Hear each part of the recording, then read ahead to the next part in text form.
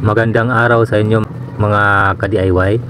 Sa araw na ito ay mag-i-install naman tayo ng roller blinds or window blinds. Madali lang itong i-install. Panoorin ninyo ang kabuuang video para makuha talaga ninyo ang gustong pagkabit. At sa hindi pa nakapag-follow or subscribe dyan, pakisuyo naman dyan sa inyo, pakisubscribe naman.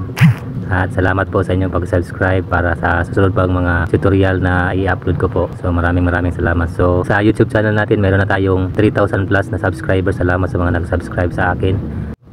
Dito lang sa ating Facebook page ay kukunti lang yung mga followers natin kasi bago lang yung page natin mga ka-DIY. Habang nagsasalita ako mga ka-DIY, may nakukuha na kayong mga idea kung paano mag-install ng roller blinds. So ganyan ang pagkabit. So ngayon ang una natin gawin ay magbutas muna tayo sa semento or pwede din sa kung kahoy yung nasa bahay ninyo ay pwede nyo diretso na ipako na lang. So ganito sa akin ay ginagamitan ko ng tox at saka screw. So ganyan mga ka-DIY, ikabit nyo lang yung kanyang bracket at saka ikutin nyo lang hanggang sa matapos kayong mag-ikot-ikot dyan.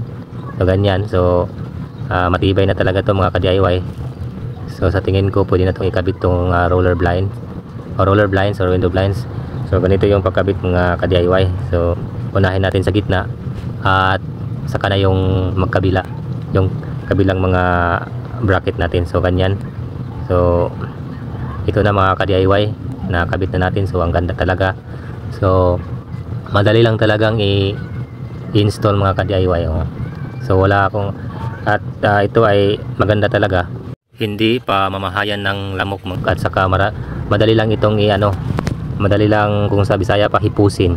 Madali lang ayusin mga ka-DIY. So maganda talaga to kaysa sa mga ordinaryong kurtina, dinadapuan ng mga lamok at saka yung maselan ayusin talaga yung mga kurtina na ordinary at saka madaling matanggal.